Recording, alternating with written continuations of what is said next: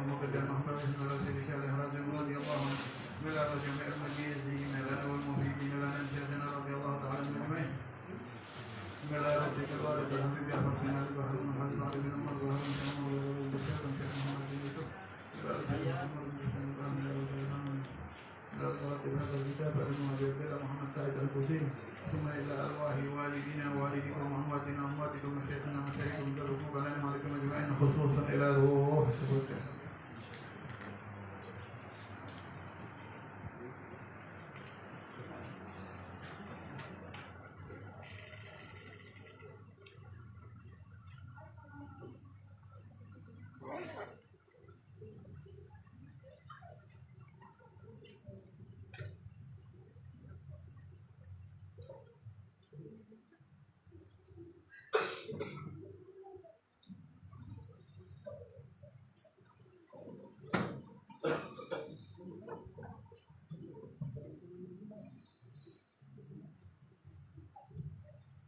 وصلهم وفرائهم إلى أموات صاحب هذا المنزل من لا إله إلا الله وإلى جميع المسلمين والمسلمات والمؤمنين والمؤمنات الأحياء منهم والأموات لهم الفاتحة.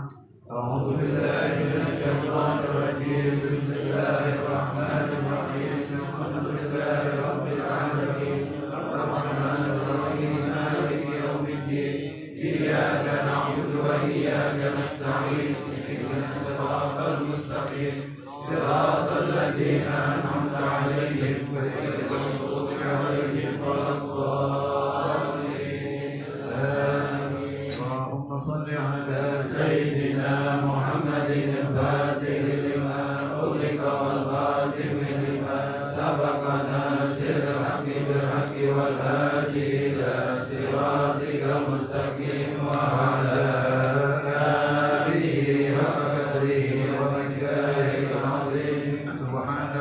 رب العزة عما يصفون وسلام على المرسلين والحمد لله رب العالمين. إن الله وملائكته يصلون على النبي يا أيها الذين آمنوا صلوا عليه وسلموا تسليما.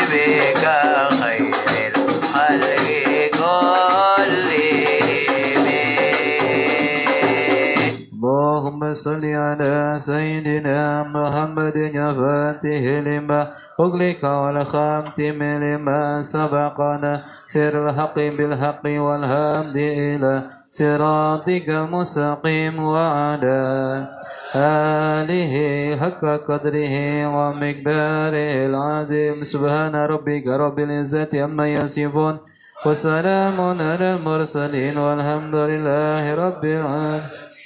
مولاي صل وسلم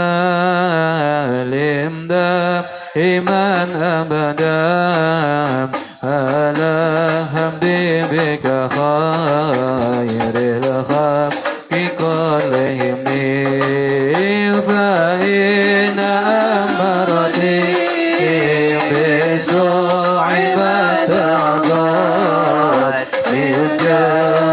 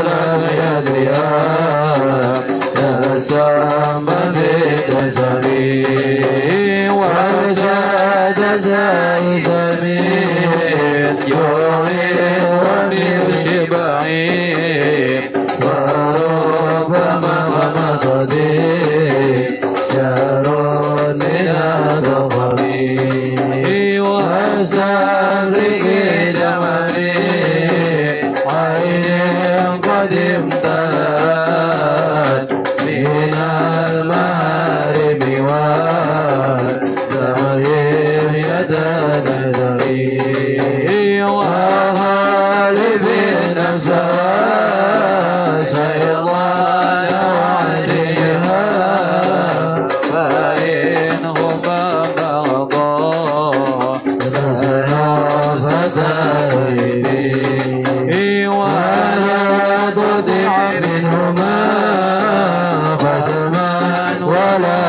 كما فعلت تعرف كيد الغلب والحكم يا سابر الله من قول بلا عمل لقد نزلت به نزلت لذي عقبي يا مدك الخير لكن ما استمرت به وما استقمت فما قولي لك سقمي ولا تزود قبل الموت نافلة ولا مصل سوى مرض ولا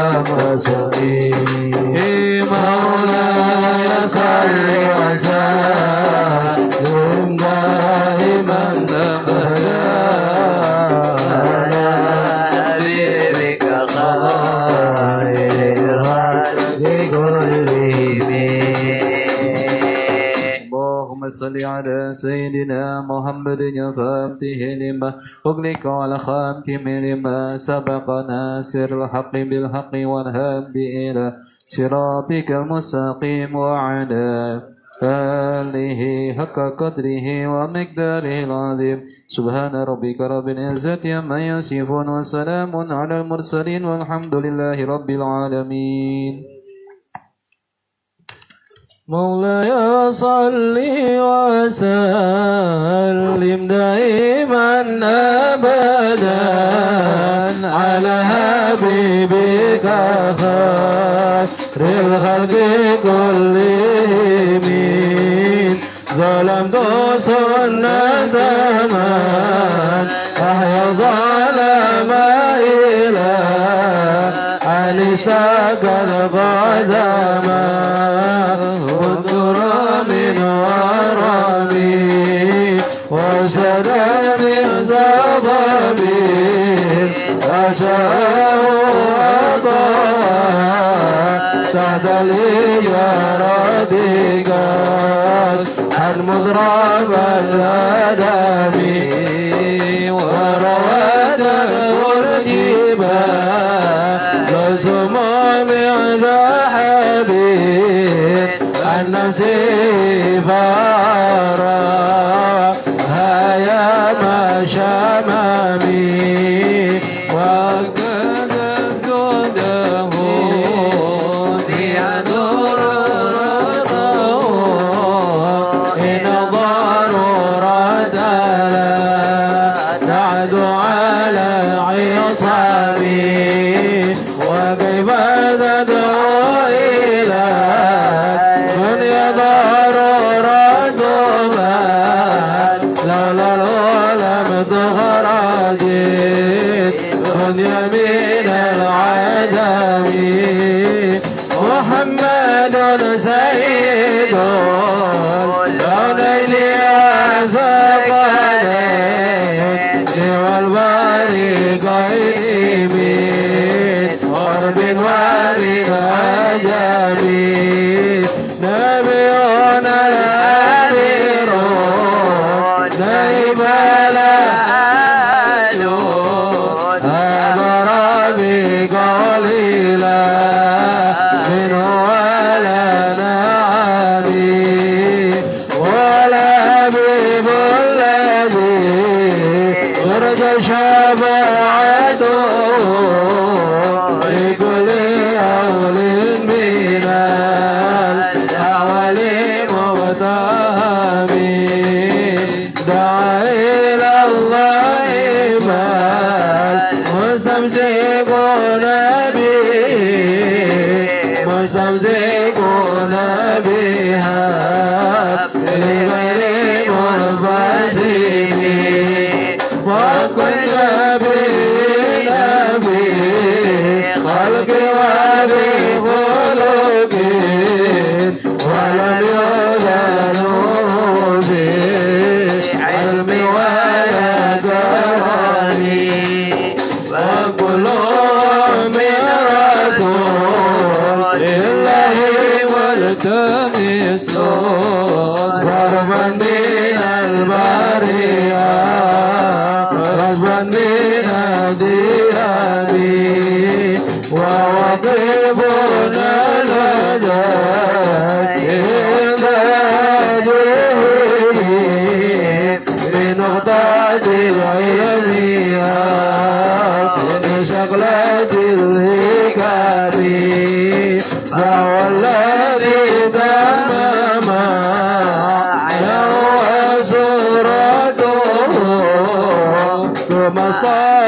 له حبيب بريء السميع منذر شريك بما يزيد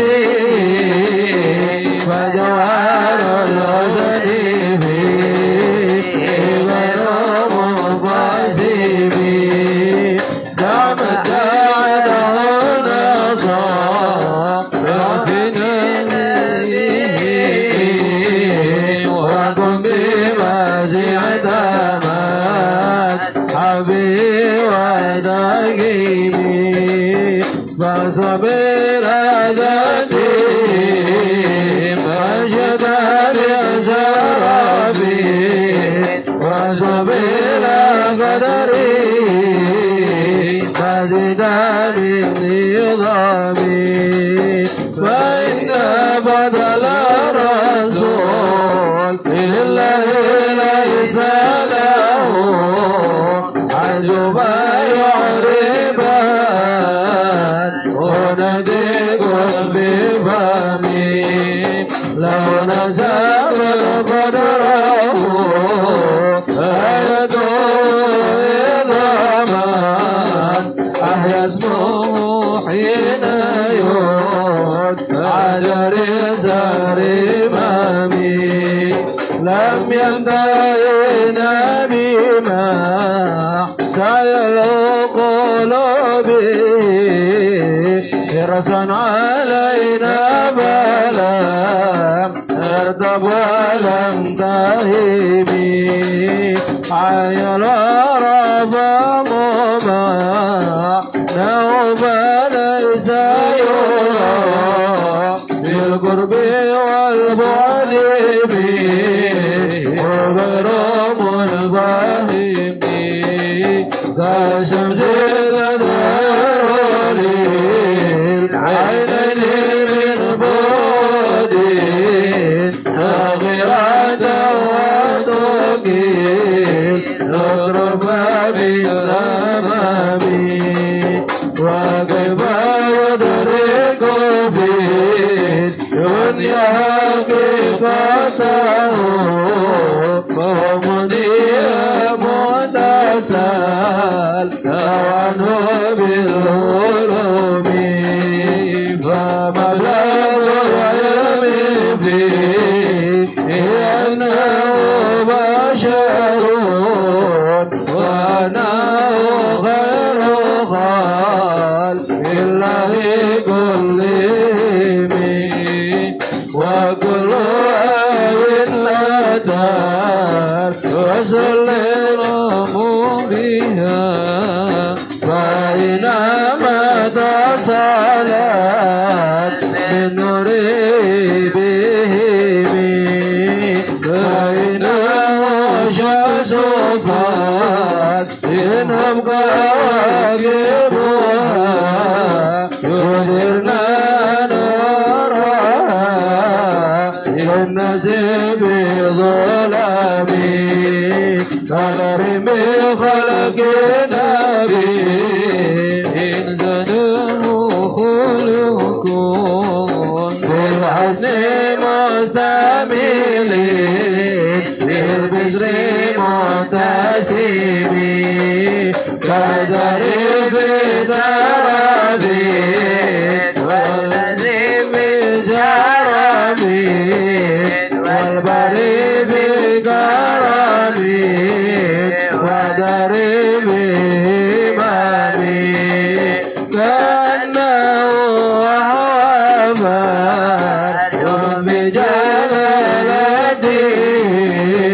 في أذكار الإنادة فهو بها شامي كان بالعلوم مغلوب في صدقه المدينة يمديكين منه مبتسمي لا تبايد يدور رضم عظمه قبل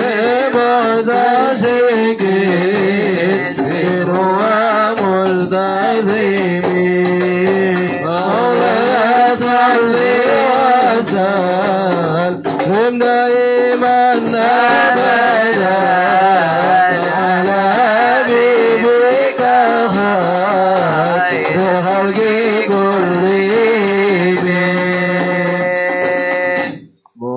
صل على سيدنا محمد الفاتح لما أغلق والخاتم لما سبق ناصر الحق بالحق والهادي إلى صراطك المستقيم وعلى آله حق قدره ومقداره العظيم سبحان ربك رب العزة عما يصفون وسلام على المرسلين والحمد لله رب العالمين مولاي صل وسلم دائما أبدا على حبيبك خير الخلق كلهم ربنا مولده عمد بعنصره يطيب مبتدأ منه ومختتم يوم تبرس به الفرس أنهم قد أنذروا بالغلو للبس وأمن القوي وبتاء ونكيس روى ومتصادعون كالشمل أصحابك غير ملتئم والنار خامدة أنفس من أسف عليهم ونار العين من سدم وسعى وتعال وتصبح حيرتها ورد وريدها بالغيث كأن بالنار بالماء من بلد وزن وبالماء بالنار من ضرب ولكن تجيب والأنوار ساتية والعدو يظهر من بعد ومن كذب هم وصموا بعيد لا نباشر لا تسمع وبريقة إذا لم تشبه من بعد ما أمرت أقوى مكاهنه بأعدادناه معجلا يرمي وأبدا ما ينوم بالعمق من شرب وانقضت وانقضى بالرد من صالم أتغدى عن طريق الوحي منهزمون من شياطينها وإطلاق الهادمين كأنهم هربت أبطل أبراد أو عسكر بالحصى من رهديهم نبتدئ بلدات من بطنهما نبتدئ سبيلهم عجيب الغالبين مولاي صل وسلم دائما أبدا على حبيبك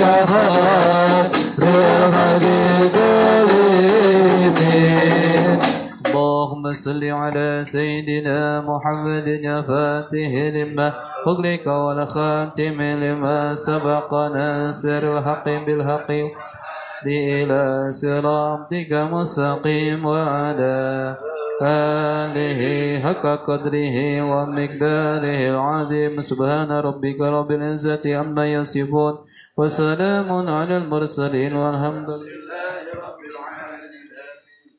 مولاي صل وسلم دائما أبدا على حبيبك خير الخلق كلهم جعل بدعوته أشجار سجدة تمشي إليه على سبب بلا قدم كأنما سطرت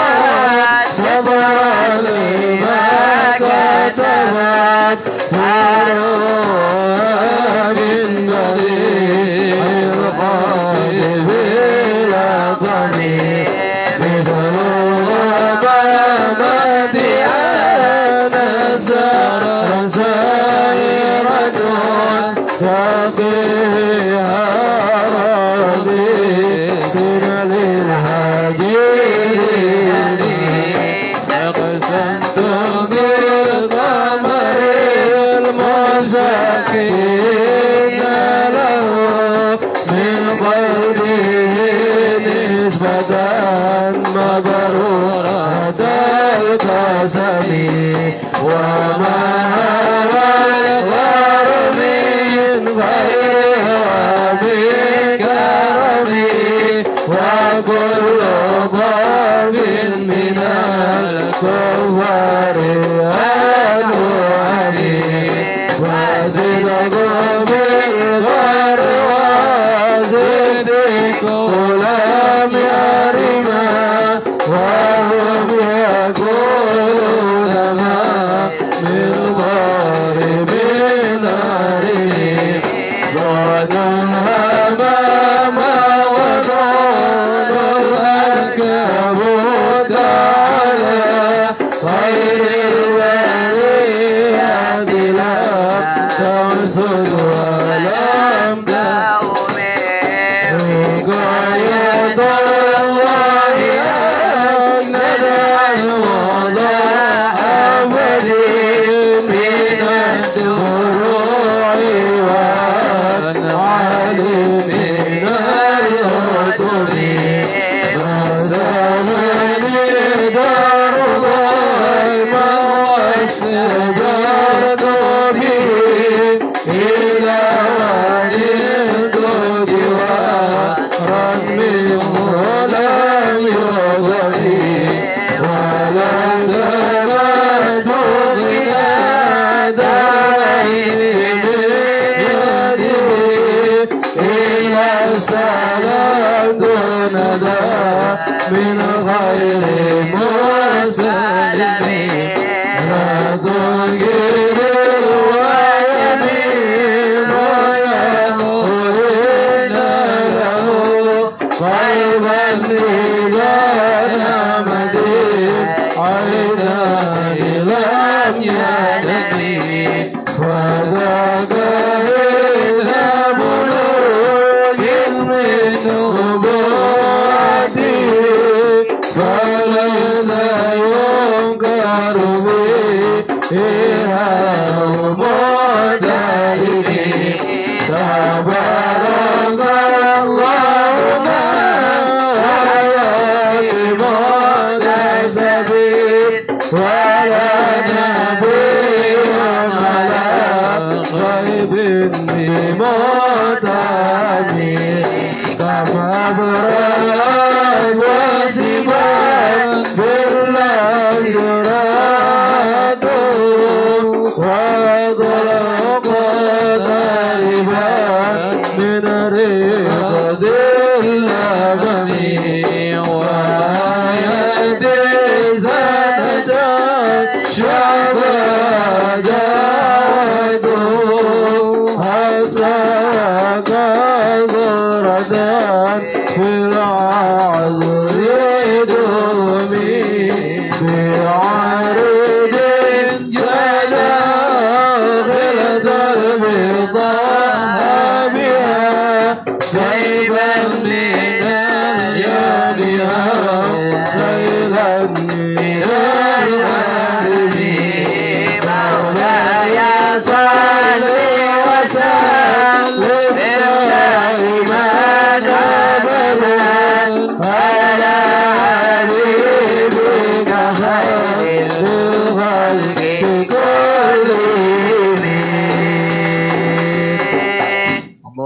صل على سيدنا محمد الفاتح لما أغلق والخاتم لما سبقنا سر الحق بالحق والهامد إلى صراطك مستقيم وعلى آله حق قدره ومقداره العظيم سبحان ربك رب العزة عما يصفون وسلام على المرسلين والحمد لله رب العالمين مولاي صل وسلم دائما أبدا على حبيبك خير الخلق كلهم دعني ووفي يدي الغرام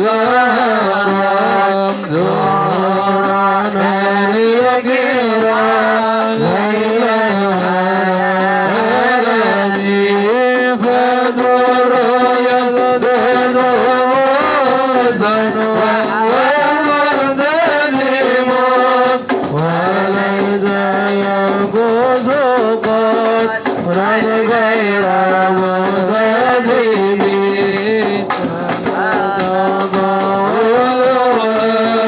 مال المدينة بني بالجلال أخرج وشيمي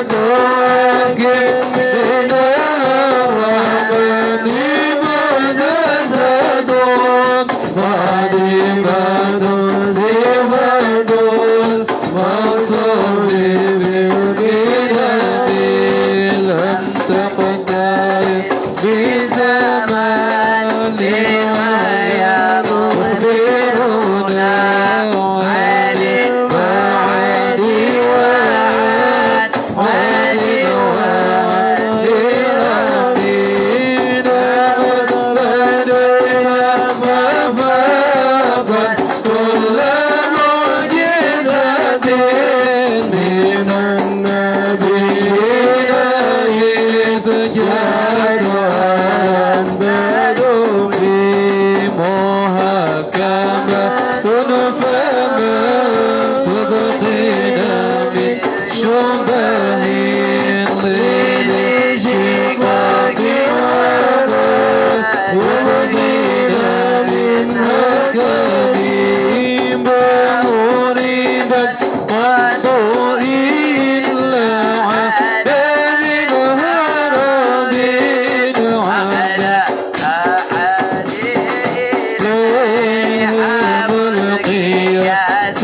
سلالي وردت بلاغتها دعوة معرضها رد الطيور يدا جديعا وربي لها معاني كموج في بدني ووضع جواري في الوزن والبيامي فبد عدوها وسعيها ويتصب على الإكثار بالسلام قرت في عين ضارها فقلت له لقد ظهر ذابها لله فدازمي امتدل خفة بالعلينا إبضا قد بعدها بورد العجل كان عبد يدا وجربي من الرصد وقد جاء فمي وكسرتي وانا بذنب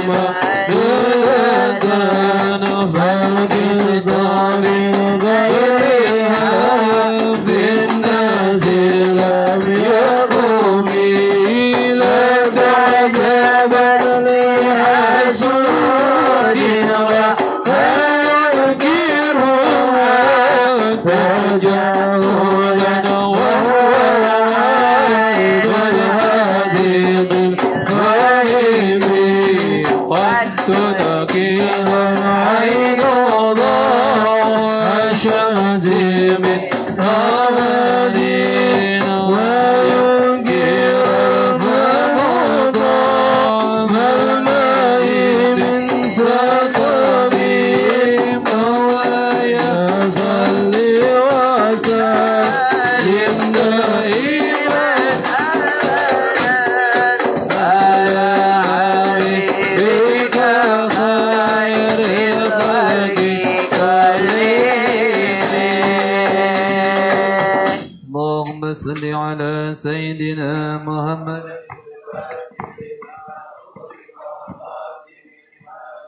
ناصر الحق بالحق والهادي إلى صراطك المستقيم حق قدره ومقداره العظيم سبحان ربك رب العزة عما يصفون وسلام على المرسلين الحمد لله رب العالمين مولاي صل وسلم دائما أبدا على حبيبك خير الخلق يا غير من يمم العفون ساعته سعيا وفوق متون نكر رسمي ومن هو الآية الكبرى لمعتبرين ومن هو الوجود الجمال لمغتربين سريت من حرمي ليلا إلى حرمي كما سرى البدر في نجيل من الظلم وفي زمن قيدا من منزلة من باب قوسين لم تدرك ولم ترمي وقدمك جميع الأنبياء بها والرسل تقدمها وتؤمن على قدمي وأنت تخترق سبع طباق بهم بموكب كنت فيه صاحب العالمين إذا لم تدع شهوى لموت من الذنوب ولا مرقا لمستنبي كل مقام بالإضافة زنود بالرفع مثل المفرد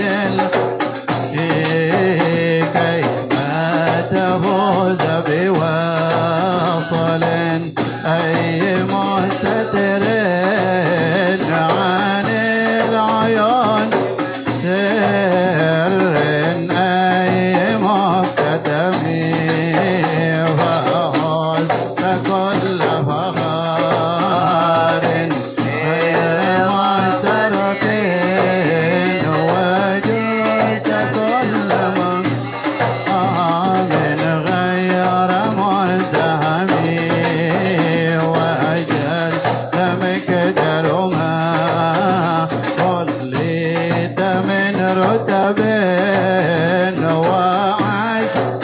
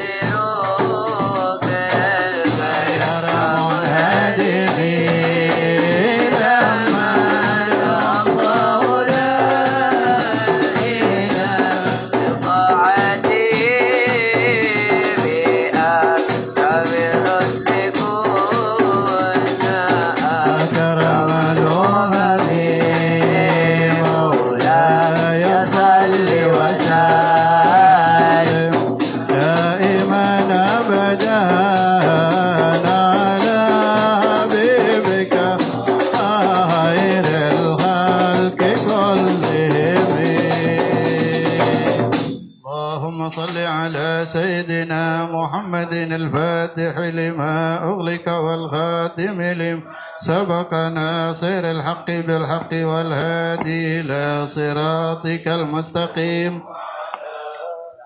آله حق قدره ومقداره العظيم سبحان ربك رب العزة عما يصفون وسلام على المرسلين الحمد لله رب العالمين. مولاي صل وسلم دائما أبدا على حبيبك خير الخلق كلهم راعت قلوب العدا أنبا سديه كان بعد أجفلت قفلا من الغنم ما زال يلقاهم في كل معترك حتى بالقنا لحما على وضم ود الفرار فكادوا يغبطون به أشلاء شالت مع الأقبان والرخم تمضي الليل ولا يدرون عدتها ما لم تكن من ليالي الأشهر الحرم كأنما الدين ضيف ساحتهم بكل قرم إلى لحم العدا كريم يجر بحر خميس فوق سابحة ترمي بموج من الأبطال تطيم من كل منتدب لله محتسب يسطو بمستأصل للكفر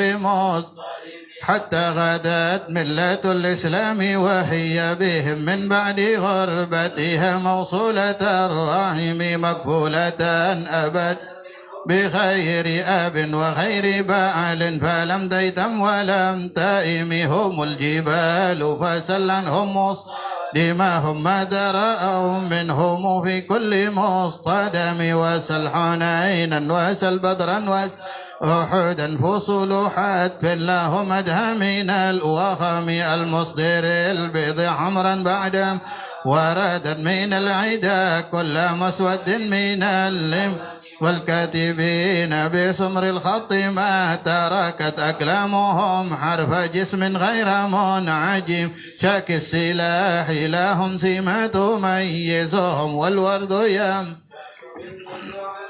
سلام تهدي إليك رياح النصر نشرهم فتحسب الزهر في الأكمام كل إنهم في ظهور الخيل نبت ربا من شدة الحزم لا من حزم طارت قلوب العيدا من بأسهم فرقا فما تفرق بين البهم والبهم ومن تكون لله نصرته إن تلقاه الأسد في أجامها تجمي ولن ترى من ولي غير من به ولا من عدو غير منقصم حل أمته في حرز ملتي كالتي حل مع الأشبال في أجم كم جدلت كلمة الله من فيه وكم خصم البرهان من خصم كفك بالعلم في الأمي معجزة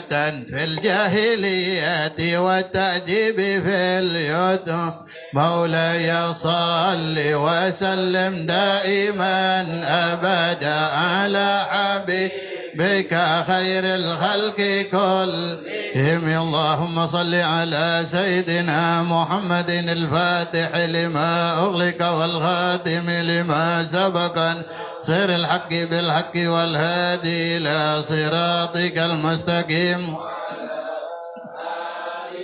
حق قدره ومقداره العظيم سبحان رب وسلام على المرسلين والحمد لله رب العالمين مولاي صل وسلم دائما أبدا على حبيبك خير الخلق كلهم خدمته بمديح أثقل به ذنوب أمر مضى في الشعر والغدم قل دائما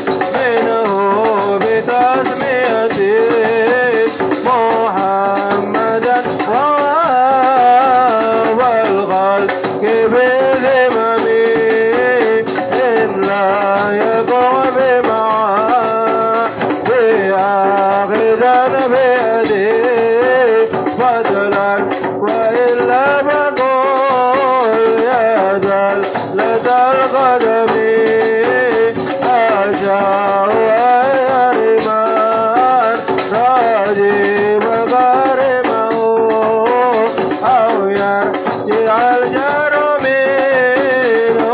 غير مضربي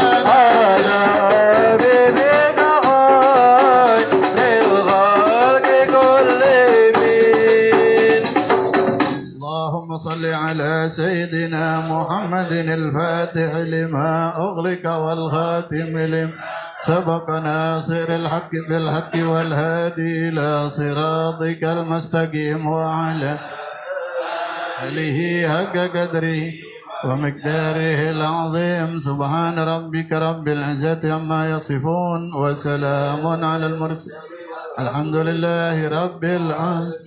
يا ربي بالمصطفى بلغ مقاصدنا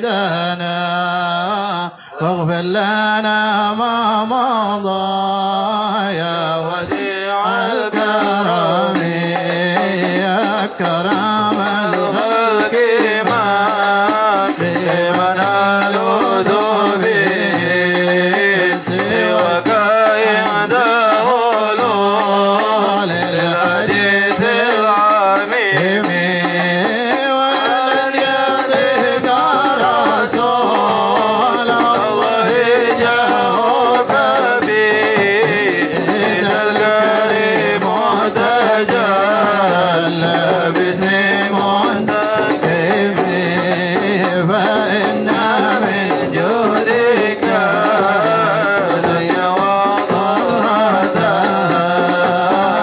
ومن علومك علم اللوح والقلم يا رسول تقنى فبلغ مقاصدنا واغفرنا ما مضى يا واسع الكرم يا نفس لا تقنطي من ذلات عظمات من الكبائر بالكفر نكلم لعل الرحمن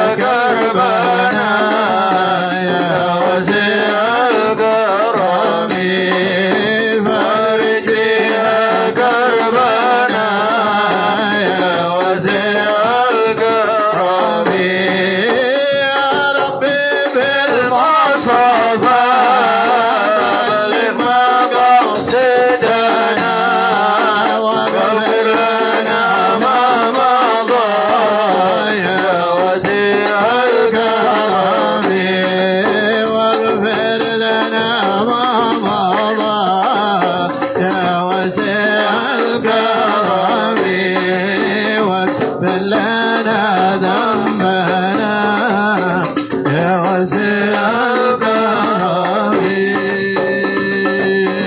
اللهم صل على سيدنا محمد الفاتح لما أغلق والخاتم لما سبق ناصر الحق بالحق والهادي إلى صراطك المستقيم وعلى آله حق قدره ومقداره العظيم. سبحان ربك رب العزة عما يصفون وسلام على المرسلين. فاهتز العرش ضربا واستبشارا وازداد الكرسي هيبة ووقارا وامتلأت السماوات أنوارا وضجت الملائكة تهليلا وتمجيدا واستغفارا. سبحان الله والله أكبر. سبحان الله والحمد لله ولا إله إلا الله والله أكبر. سبحان الله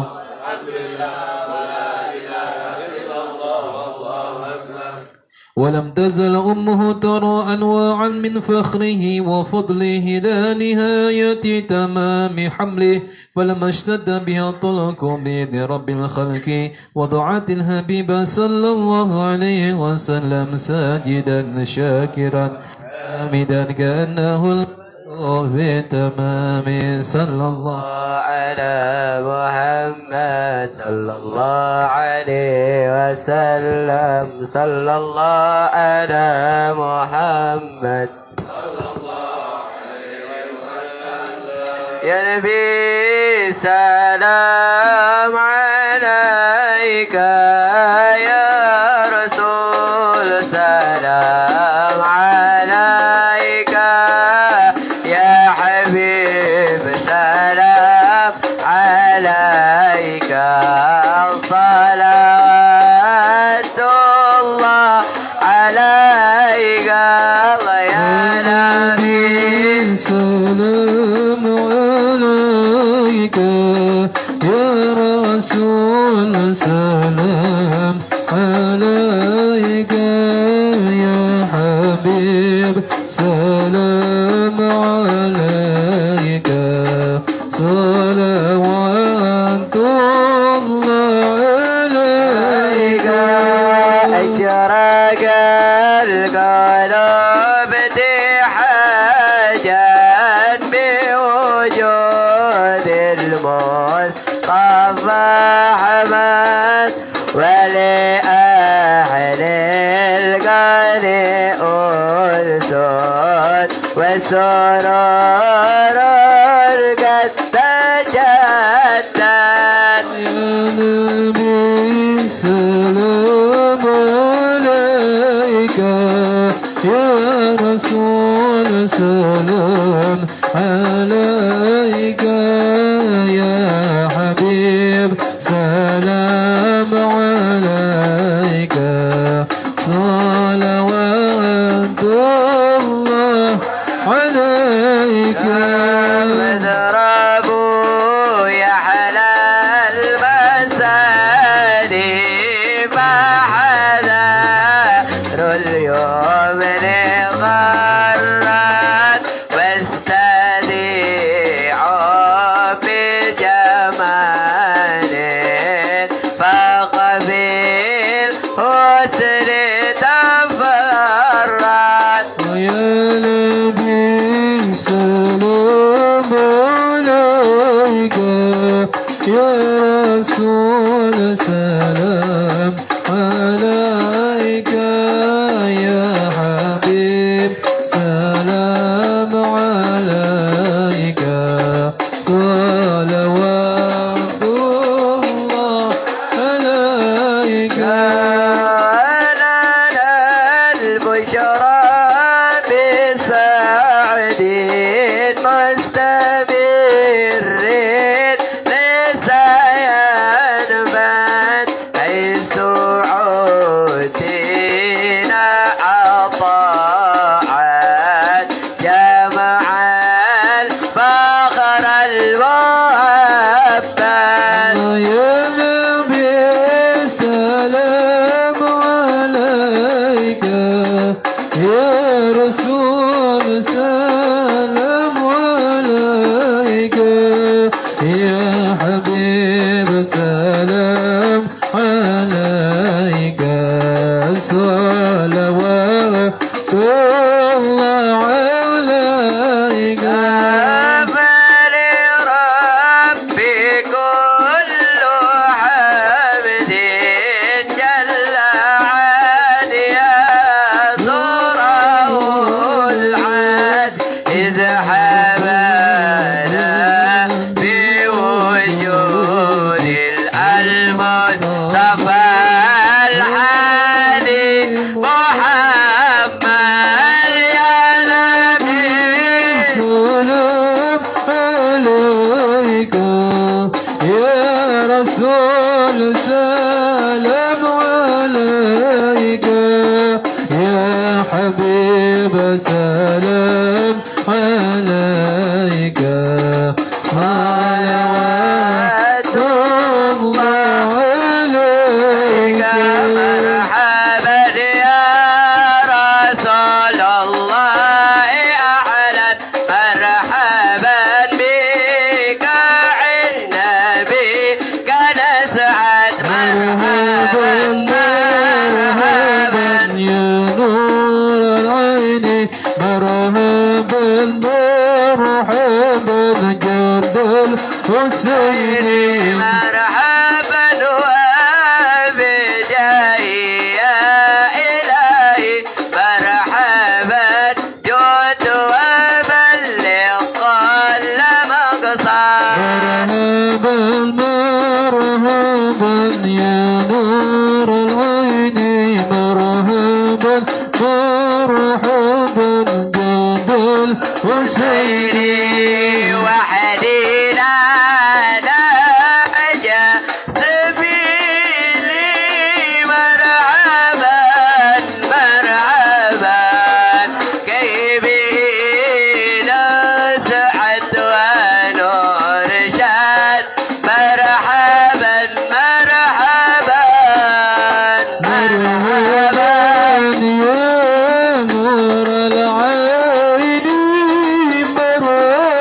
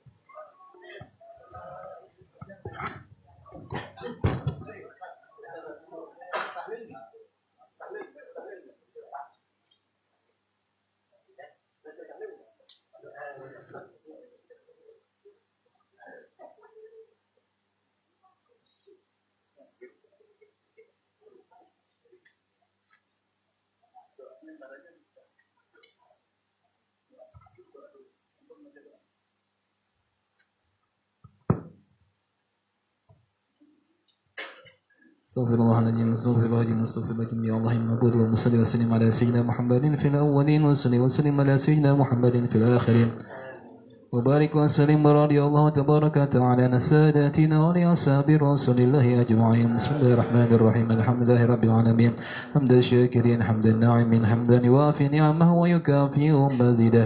يا ربنا لك الحمد كما ينبغي لجلالك الكريم ولعظيم سلطانك. اللهم صل على سيدنا محمد الفاتح لما أغلق والخاتم لما سبق ناصر الحق بالحق والهادي إلى صراطك المستقيم وعلى آله حق قدره ومقداره العظيم.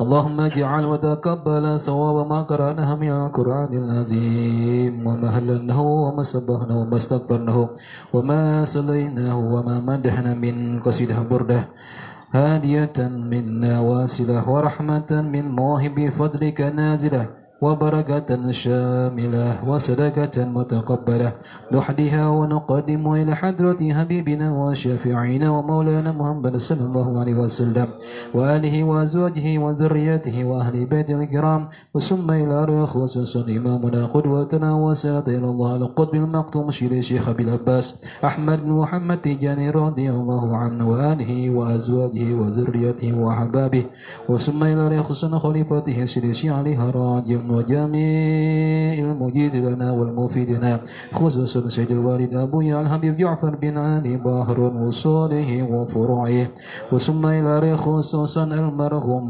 Bapak Haji Matusin bin Mahmud Hani bin Dinairan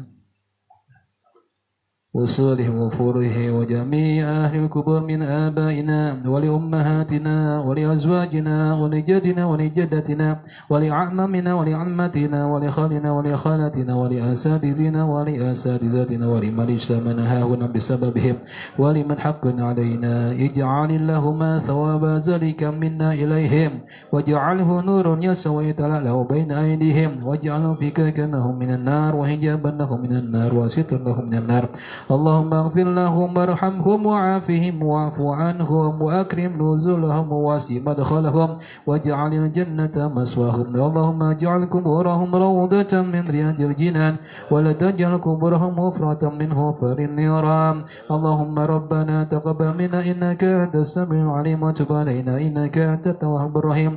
اللهم بارك لنا فيما بقي من الشعبان وبلغنا رمضان وعينا الصيام والقيام وتلاوة القرآن وقرنا بالياسين من الكلام وطعام والمنام برحمتك يا أرحم الراحمين.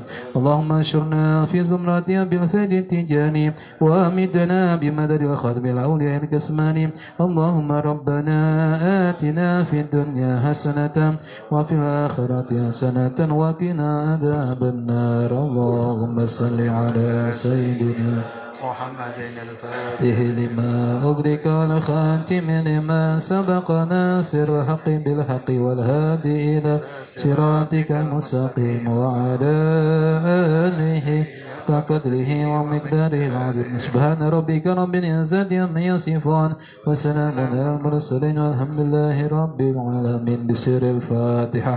أعوذ بالله من الشيطان الرجيم. بسم الله الرحمن الرحيم الحمد لله رب العالمين الرحمن الرحيم مالك يوم الدين إياك نعبد وإياك نستعين اهدنا الصراط المستقيم صراط الذين ربك فلي ويودايا آمين. قبول. بسم الله الرحمن الرحيم. Assalamualaikum warahmatullahi wabarakatuh. Alhamdulillah wassalatu wassalamu ala rasulillah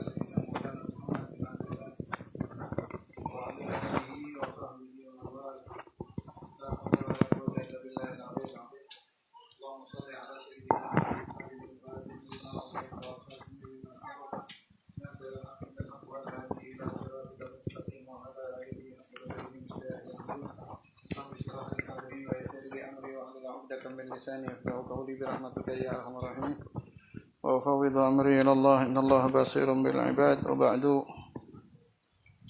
Alhamdulillah, bersyukur kita kepada Allah Subhanahu wa taala yang memberi kita taufik hidayah pada malam hari ini sehingganya kita bisa berkumpul bertujuan kepada Allah Subhanahu wa taala. Mudah-mudahan setiap langkah kita menuju majelis yang penuh dengan keberkahan ini dicatat sebagai amal yang diterima sama Allah dan sebagai bekal kita nanti di akhirat. Dan mudah-mudahan enggak bubar kita dari majelis ini kecuali Allah udah ridha sama kita. Allah udah maafin dosa-dosa kita. Allah udah memandang kita dengan rahmat-Nya Allah Subhanahu wa taala.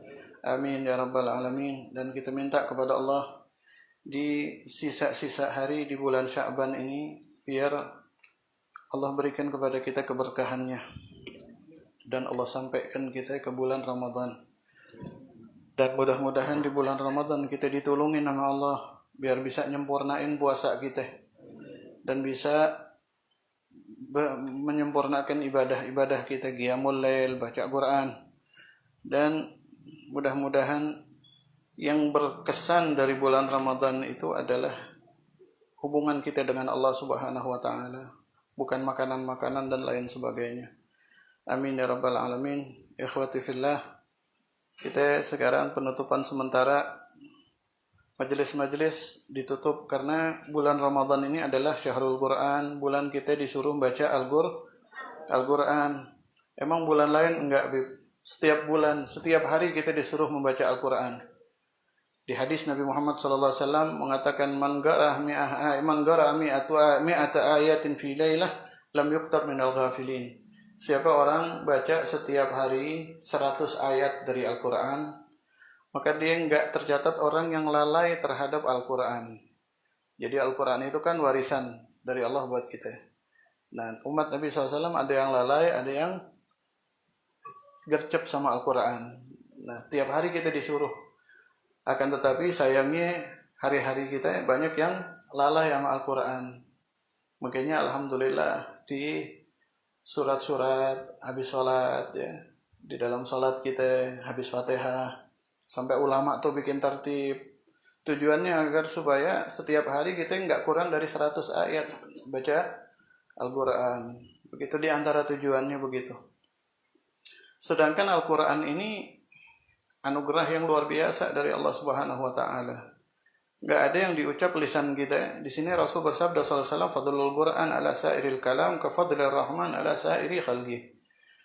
Keutamaan Al-Quran kalau mau dibandingin sama semua kalam sama kayak keutamaannya Allah Subhanahu wa taala kalau mau dibandingin sama semua makhluknya.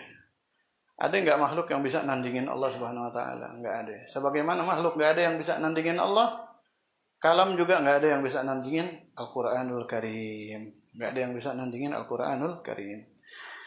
Enggak ada kalam yang setiap hurufnya dapat perhitungan dari Allah Subhanahu wa taala. Setiap hurufnya.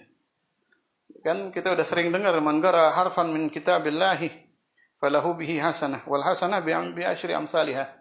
Siapa orang yang baca satu huruf dari Al-Quran, siapa orang baca satu huruf dari Quran, maka tercatat buat dia satu kebaikan. Satu kebaikan. Dan kebaikan itu ya, 10 kali lipatnya. 10 kali lipatnya. Dalam hal ini ada satu contoh kisah menarik di dalam kitab Jawahirul Lu'lu'iyah. Di dalam kitab Jawahirul Lu'lu'iyah yang kita biasa baca, di situ ada kisah, ada seorang rajulun saleh. Dia mengatakan qara'tu Zatul Lailah surat Taha wa ana fi ghurfatin li, kata beliau. Suatu malam ana baca surat Taha tengah malam. Ana di kamar ana. Setelah selesai ana baca surat Taha, ana ketiduran, ana tidur. Setelah ana tidur, nazala, turun ya minas sama dari langit syakhsun, makhluk yang indah banget. Wa ma'ahu sahifah. Dia punya kitab, dia bawa kitab lembaran begitu. Pas dibuka faizan fihi surat Taha. Ternyata makhluk yang bercahaya ini yang dibawa sama dia dikasih lihat ke aneh surat yang barusan habis aneh baca. Surat yang habis aneh baca. Wa musabbatatun fi tahtiha, dan ditetapkan di bawahnya ada 10 kebaikan dan aneh ngelihatnya itu. Di dalam setiap 10 huruf, itu 10 kebaikan kelihatan nama aneh. Kelihatan. Jadi dikasih lihat sama Allah Subhanahu wa taala hadis ini. Rasulullah SAW mengatakan man qara'a harfan min kitabillahi falahu bihi hasanah wal hasanah bi asyri amsalihah. Dicatat satu kebaikan, satu huruf dan satu kebaikan 10 kali lipatnya.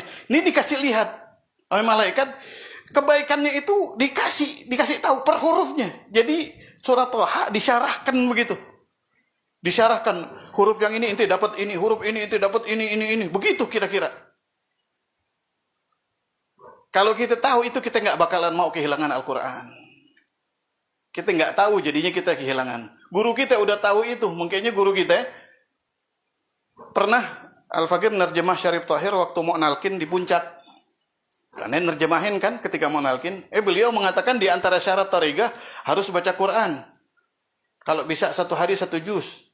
Kalau nggak bisa setengah. Ini masuk ke dalam syarat. Kepikiran aneh. Sampai pulang pas di rumah besoknya ada kesempatan aneh tanya, ya Sayyid, apakah baca Quran itu termasuk dalam syarat bagi ikhwan?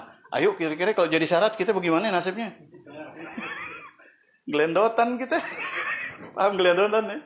Ibarat ngompreng udah mau jatuh begitu. Kata Syarif Tahir, enggak Salim, sebetulnya enggak kata beliau. Tapi baca Quran ini ya adalah ibadah yang kasir ma yusi Maulana Syekh radhiyallahu anhu bihi. Yang Syekh Ahmad Tijani radhiyallahu anhu sering banget ngewanti-wanti ngasih wasiat ke ikhwan, jangan tinggalin Quran. Makanya akhirnya kita pengajian libur biar kita kagak ninggalin Quran di bulan Ramadan, kan begitu ya. Kelihatan juga sih kalau udah musiman masih kagak gitu kita ya. Kan kelihatan begitu. Tiba-tiba Pak, kembali ke cerita tadi, tiba-tiba ada satu ayat kosong kagak ada pahalanya. Di surat Thaha itu dibaca, dilihat sama dia semuanya, girang banget. Kalau kita dikasih lihat kayak gitu ya mungkin kita bakalan doyan banget sama Al-Quran. Akhirnya ada satu ayat yang kosong. Nanya dia, wallahi inni qara'tu hadhil ayat. Dia nanya kepada ini, ya fulan, ini demi Allah, ini yang dibaca juga tadi. Naam. Faqad katabnaha. Kita alimnaha wa qad katabnaha. Ane tahu ente baca dan ane udah tulis. Akan tetapi hatafahatif minas sama, ada suara ya umhuha wasqit sawabaha. Hapus pahala yang ayat ini hapus dan gugurkan pahalanya. Gugur pahalanya satu ayat gugur. Bayangin ini orang kehilangan pahala satu ayat aja kagak mau dia. Saking ngelihat pahalanya gede banget nih gitu istilahnya. Limada kana dzalika? Kok bisa begitu katanya ini orang? Tadi pas lempengan ayat itu, kata ini malaikat yang nulis, kalau dia bilang kata benaha berarti ini malaikat kan? Aneh bilang kata dia aneh nulis. Kata malaikat itu tadi pas inti lempengan baca surat yang itu, ayat yang itu, ada orang liwat, inti tahu ada orang liwat, inti kencangin suara inti biar kedengeran sama dia. Paham ya? Inti kencangin suara inti biar kedengeran sama dia. Makanya di sini Rasul Shallallahu Alaihi Wasallam bersabda di dalam hadis yang sangat panjang, akhwafu ma akhafu alaikum asyirkul asghar. Yang paling ana khawatirin sama kalian itu yang bakalan menimpa nanti setelah anda adalah syirik kecil. Qila wa ma asyirkul asghar ya Rasulullah SAW. Apa itu syirik asghar? Qala ar-riya. Amal bukan karena Allah. Ini hadis. Yaqulullahu ta'ala lahum yaumal qiyamah yauma yujazil ibad. Nanti di hari Allah ngebalas pahalanya orang-orang yang beramal. Allah mengatakan kepada orang yang beramal bukan kepada Allah. Tuh contohnya udah jelas banget tuh, dia hapus pahalanya. Apa kata Allah Subhanahu wa taala? Idhabu ilal ladzina kuntum turauna lahum fid dunya fanzuru hal tajiduna indahum khaira. Sana pergi, ente kan seneng kalau amal ente dilihat sama dia. Ente kan beramal pengen dilihat sama dia, minta balasan dari dia. Pelajaran banget ini. Pelajaran banget. Buat kita pelajaran banget. Dan kadang-kadang hal itu terjadi karena orang kurang kerjaan menanyakan sesuatu yang kagak perlu. Contohnya apa? Habis lebaran ditanya, "Inti hatam berapa Ramadan ini?" Kelar tuh, Pak. Rontok semuanya tuh. Kalau memang mengabarkannya kita kepada dia, bikin kita seneng amal kita ketahuan sama dia. Ada contoh, Pak, di zaman Rasulullah sallallahu alaihi wasallam, ja'a rajulun ila Nabi sallallahu alaihi wasallam. Ada seorang laki-laki datang ke Rasulullah sallallahu alaihi wasallam. Insyaallah enggak lama. Insyaallah jangan gelisah. Tahu aneh lapar semua gitu udah habis begujeng tadi. Ja'a rajulun ila Nabi sallallahu alaihi wasallam wa qala ya Rasulullah sallallahu alaihi wasallam inni atasaddaqu bis sadaqah. Ada orang datang ke Rasulullah sallallahu alaihi wasallam, "Ya Rasul, ana habis sedekah." Ana habis sedekah, kata seorang laki-laki. Fa'altamisu biha wajh Allah taala. Tujuan ane pengen cari ridha-Nya Allah Subhanahu wa taala. Tujuan. Kadang tujuan ini yang kita kagak tahu. Manusia kan di dalam Islam disuruh, ya, kita punya tujuan dalam hidup. Coba, kalau ane tanya tujuan antum dalam hidup apa, punya jawaban nggak kira-kira? Punya ya sebetulnya, cuman nggak mau ria antum ya, masya Allah. Anehnya kurang kerjaan nanya-nanya ya. Apa tujuan hidup? Padahal di dalam surat Alam Nashrah Allah berfirman, "Alam nashrah laka sadrak wa wada'na anka wizrak alladhi anqadha dhahrak wa rafa'na laka dzikrak fa inna ma'al usri yusran inna ma'al usri yusran fa idza faraghta fansab wa ila rabbika farghab." Terakhir tuh, wa ila rabbika, dan bertujuanlah dalam hidup kepada Allah. Yang penting kita nih mau main kita bagaimana, kita tahu tujuan kita. Kalau udah tujuan kita Allah, kita bukan orang munafik. Karena orang munafik di sini di dalam Quran disebutkan innal munafiqina yukhadi'una Allah wa huwa khadi'uhum. Orang munafik mereka menipu Allah. Allah balas bakal tipu mereka nanti. Allah balas. Bukan Allah penipu, enggak. Wa ma zalamahumullah walakin kanu anfusahum yadhlimun. Akhirnya apa kata ini orang? Ane pengen cari ridha Allah. Ane sedekah ya Rasul. Ane sedekah ya Rasulullah SAW. Tujuan ane sedekah, ane pengen cari ridha-Nya Allah Subhanahu.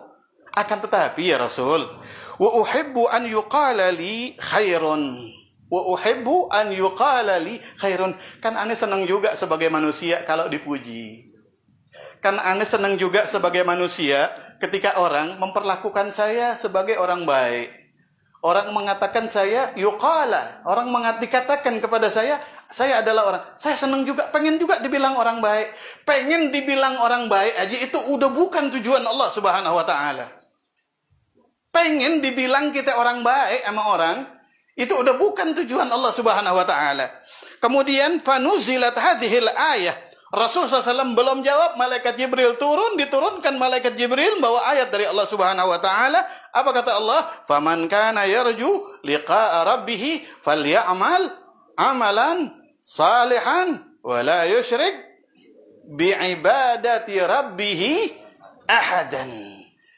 Siapa orang yarju mengharapkan liqa'a rabbih, nanti ketemu Allah di surganya Allah Subhanahu wa taala, satu tugasnya beramal yang baik. Beramal yang baik. Kemudian dengan amal yang baik tersebut, wala yusyrik bi ibadati rabbih ahadan. Yusyrik bi ibadah. Berarti banyak ya di dalam Quran di sini mengatakan wala yusyriku, dan tidak menyekutukan dia bi ibadati rabbih, dengan ibadahnya dia kepada Tuhannya, ahadan, kepada selain Allah Subhanahu wa taala, satu makhluk pun. Berarti di dalam ibadah aja Allah merasa banyak yang menyekutukan Allah Subhanahu wa taala di dalam ibadah. Paham ya? Paham nggak? Bahasannya agak ribet. Atau nggak jawab, pengen demo gitu. Beb, lapar nih. Katanya sebentar nih. Sama.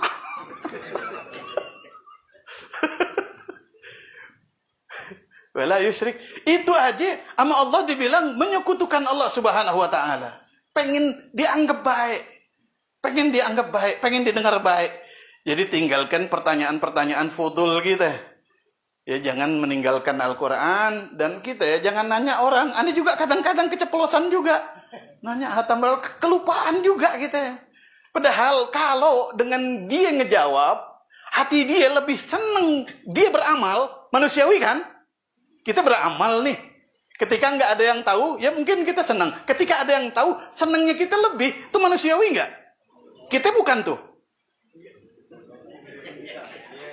Allah tahu nggak? Allah tahu nggak? Kok ente senengnya ketahuan sama dia? Saya ditaruh di mana? Seneng. Akhirnya layak dikatakan dia orang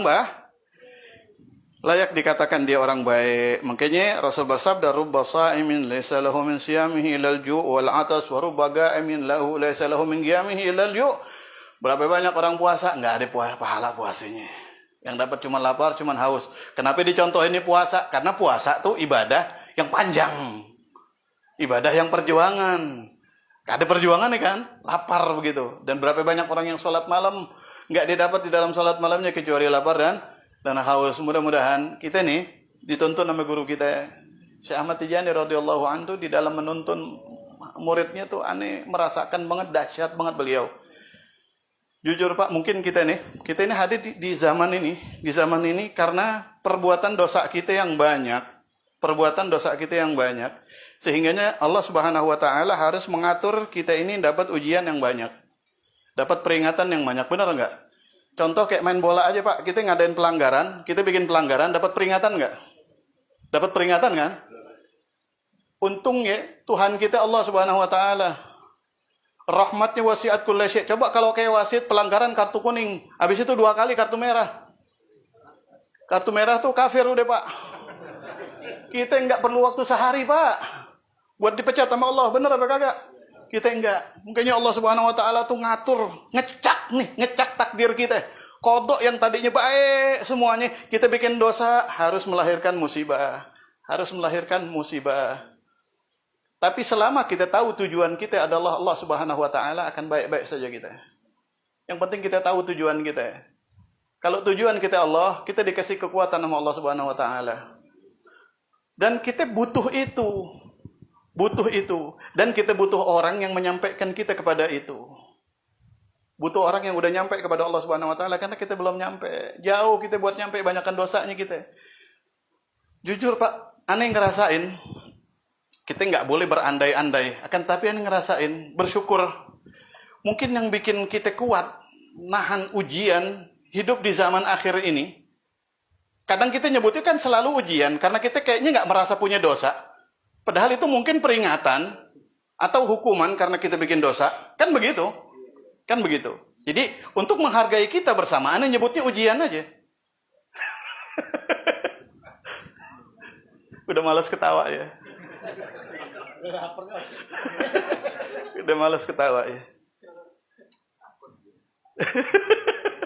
Takut dijebak. Sampai lupa mau bicara apa. Allah nggak ngasih itu peringatan kecuali kita yang melakukan pelanggarannya duluan. Paham ya? Setiap musibah yang kita lakukan ini buah pelanggaran kita. Paham? Buah pelanggaran kita. Dan mungkin kalau kita nggak ditarbiyah sama guru kita, ya, hati kita nggak dipegangin sama guru kita, mungkin banyak dari kita yang udah nyerah dengan ujian ini. Bener nggak kira-kira? Dan ujian ini perlu kita sadarin, bukan Allah nggak sayang sama kita. Bahkan Allah mau ngasih ujian aja dipikirin dulu, nih orang model yang kuatnya dengan ujian apa nih? Opsinya Allah tuh banyak macam-macam.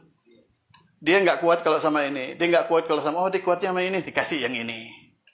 Bukan yang paling kita takutin dulu yang dikasih sama Allah. Bukan yang menghantarkan kita kepada kekufuran dulu yang cuman kitanya nggak peka, dikasih yang ini, dia kuatnya sama ini. Dia kuat tapi kagak peka, bikin salah lagi. Sampai dikasih sama Allah yang paling ditakutin sama dia. Apa yang paling ditakutin orang akhir zaman? Kefakiran. Kasih di situ akhirnya kagak kuat dia. Itu ulah kita semua. Allah kagak pernah zalim sama kita. Itu semuanya ulah kita. Buah dari tambah banyak kita bikin pelanggaran, tambah banyak kartu buat kita. Jadi musibah tuh kartu dari Allah buat kita. Kartu kuning.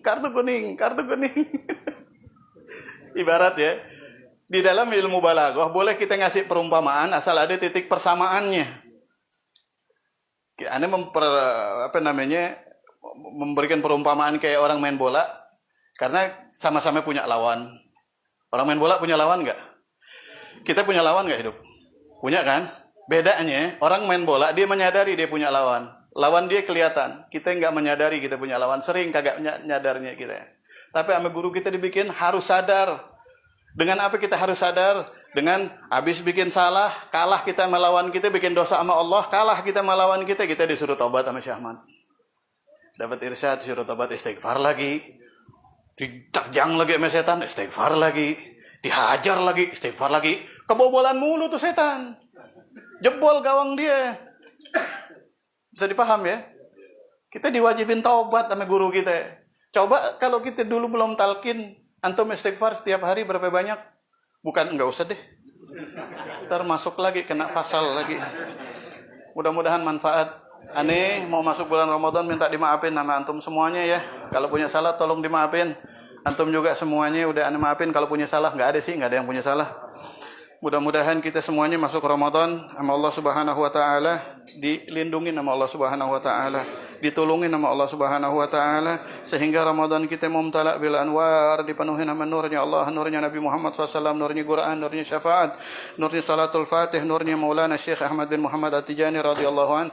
Allahumma syurna fi zumrati abil faid At-Tijani wa amiddana bimadadi khairil awliya ar-rahman ya rabbana atina fid dunya hasanatan wa fil akhirati hasanatan wa qina adzabannar. Allahumma shalli ala sayyidina Muhammadin al-fatih bima ughliqa al-khatim lima sabaq ناصر الحق بالحق والهادي الى صراطك المستقيم وعلى اله حق قدره ومقداره العظيم سبحان ربك رب العزه عما يصفون سلام على المرسلين الحمد لله رب العالمين السلام عليكم ورحمه الله وبركاته.